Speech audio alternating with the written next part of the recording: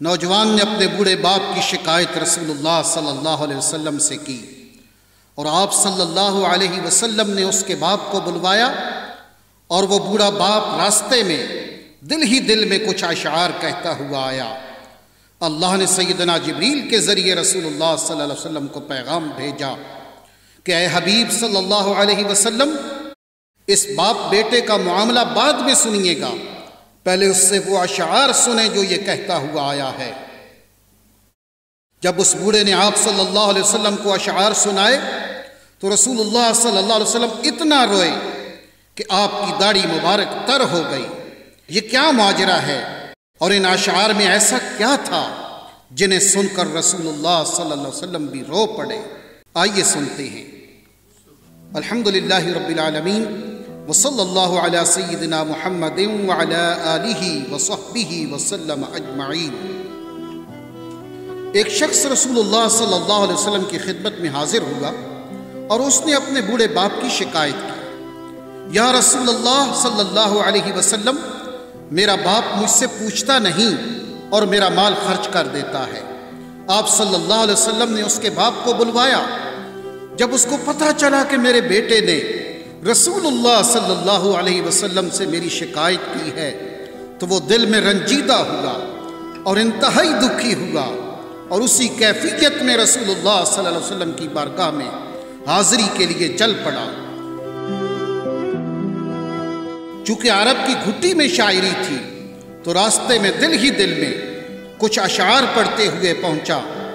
ادھر دربار رسالت مآب صلی اللہ علیہ وسلم میں پہنچنے سے پہلے سیدنا جبریل علیہ السلام آپ صلی اللہ علیہ وسلم کی خدمت میں حاضر ہوئے اور عرض کیا، یا رسول اللہ صلی اللہ علیہ وسلم، اللہ تعالیٰ نے فرمایا ہے کہ اس کا معاملہ بعد میں سنیے گا، پہلے اس سے وہ اشعار سنیں جو یہ دل میں کہتا ہوا آ رہا تھا۔ جب وہ حاضر ہوا تو آپ صلی اللہ علیہ وسلم نے فرمایا، تمہارا معاملہ بعد میں سنا جائے گا، پہلے وہ اشعار سناؤ جو تم دل میں کہتے ہوئے آ رہے تھے۔ وہ آخر صحابی رسول تھا، یہ سن کر رونے لگا کہ جو اشعار ابھی میری زبان سے ادا بھی نہیں ہوئے اور میرے اپنے کانوں نے بھی نہیں سنے، آپ صلی اللہ علیہ وسلم کے رب نے وہ بھی سن لیے اور آپ صلی اللہ علیہ وسلم کو بھی بتا دیا۔ آپ نے ارشاد فرمایا، وہ کیا اشعار تھے ہمیں بھی سناؤ۔ اس صحابی نے اشعار پڑھنا شروع کیے جنہیں سن کر پتہ چلتا ہے کہ وہ کس قدر جذباتی کیفیت اور دکھی دل کے ساتھ دل میں ادا کیے ہیں۔ ان اشعار کا اردو ترجمہ یہ ہے، اے میرے بیٹے، جس دن تو پیدا ہوا ہماری محنت کے دن اسی وقت سے شروع ہو گئے تھے۔ تم روتے تھے تو ہم سو نہیں سکتے تھے، تم کھاتے نہیں تھے تو ہم بھی کھا نہیں سکتے تھے، تم بیمار ہو جاتے تو تجھے اٹھا کر ہم مارے مارے پھرتے تھے، کبھی کسی طبیب کے پاس تو کبھی کسی طبیب کے پاس کہ تجھے کچھ ہو نہ جائے، کہیں تم مر نہ جاؤ، حالانکہ موت الگ چیز ہے اور بیماری اور چیز ہے۔ پھر تمہیں گرمی سے بچانے کے لیے میں دن رات کام کرتا رہا کہ میرے بیٹے کو ٹھنڈی چھاؤں مل جائے، تجھے سردی سے بچانے کے لیے میں نے بھاری بھرکم پتھر اٹھائے کہ میرے بیٹے کو ٹھنڈ نہ لگے۔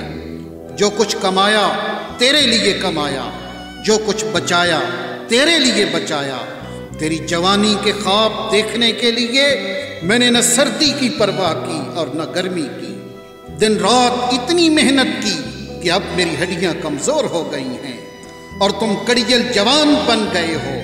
پھر مجھ پر خزاں نے ڈیرے ڈال لیے، لیکن تیرے اوپر بہار آ گئی، میں جھک گیا اور تم سیدھے ہو گئے۔ اب میری خواہش اور امید پوری ہوئی کہ تم ہرے بھرے ہو گئے ہو۔ سوچا کہ اب زندگی کی آخری سانسیں تیری چھاؤں میں بیٹھ کے گزاروں گا، مگر یہ کیا ہوا کہ جوانی آتے ہی تیرے تیور بدل گئے، تیری آنکھیں ماتھے پہ چڑھ گئیں، تم اس لہجے میں بات کرتے ہو کہ میرا سینہ پھٹ جاتا ہے۔ اس انداز سے تو کوئی اپنے نوکر سے بھی بات نہیں کرتا میں نے اپنی ساری امیدیں چھوڑ دیں اور سمجھ گیا کہ میں تیرا باپ نہیں نوکر ہوں۔ نوکر کو بھی کوئی ایک وقت کی روٹی دے دیتا ہے، تم مجھے نوکر سمجھ کے ہی مجھے روٹی دے دیا کرو۔ یہ اشعار سناتے سناتے بوڑھے باپ کی نظر جب رسول اللہ کے چہرے انور پہ پڑی تو دیکھا کہ آپ صلی اللہ علیہ وسلم اتنا روئے کہ آپ کی داڑھی مبارک تر ہو گئی۔ آپ صلی اللہ علیہ وسلم جلال میں اٹھے، اس کے بیٹے کو سختی کے ساتھ فرمایا، انت ومالک لابیک، تم اور تمہارا سب کچھ تیرے باپ کا ہے۔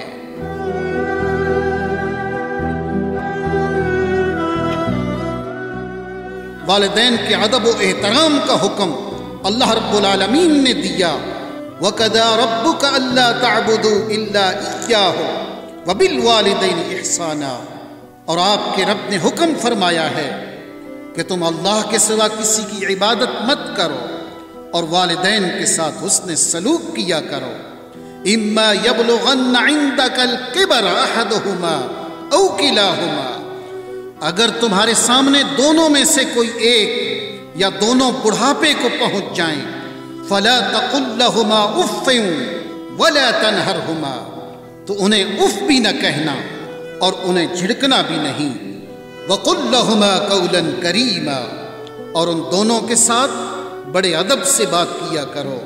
وَاخْفِضْ لَهُمَا جَنَاحَ الذُّلِّ مِنَ الرَّحْمَةِ، اور ان دونوں کے لیے نرم دلی سے عاجزی و انکساری کے بازو جھکائے رکھو۔ وَقُلْ رَبِّ ارْحَمْهُمَا كَمَا رَبَّيَانِي صَغِيرًا، اور عرض کرتے رہو، اے میرے رب ان دونوں پر رحم فرما جیسا کہ انہوں نے بچپن میں مجھے پالا تھا۔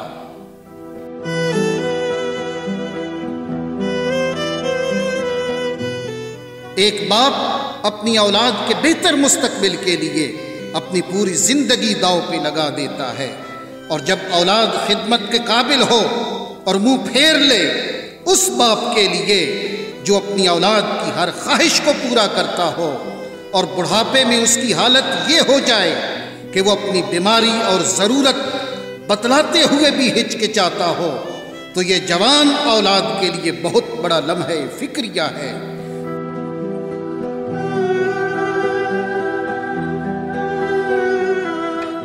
کیا یہ گھر گھر کی کہانی نہیں ہے؟ اپنے والدین کی خدمت کو بہت بڑی سعادت سمجھتے ہوئے رب کو راضی کریں، جیسا کہ نبی کریم صلی اللہ علیہ وسلم نے فرمایا، رب کی رضا والد کی رضا میں ہے اور رب کی ناراضگی والد کی ناراضگی میں ہے۔ تو اس لیے پیارے دوستو، یہی طریقہ برہانیہ کا مقصد ہے کہ ہم اپنے گھر اور اپنی معاشرتی زندگی کو خوبصورت بنائیں۔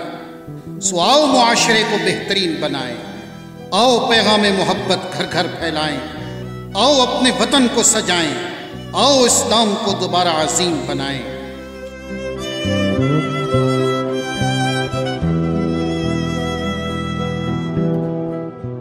آپ سب بھائیوں سے گزارش ہے کہ آؤ آپ بھی ہمارے مقصد میں ہمارا ساتھ دو۔ اے اللہ، ہمیں اپنے والدین کی خدمت کی توفیق عطا فرما، اور جن کے والدین اس دنیا سے چلے گئے ہیں ان کی مغفرت فرما، آمین۔ وصلی اللہ علی سیدنا محمد وعلی آلہ وصحبہ وسلم اجمعین۔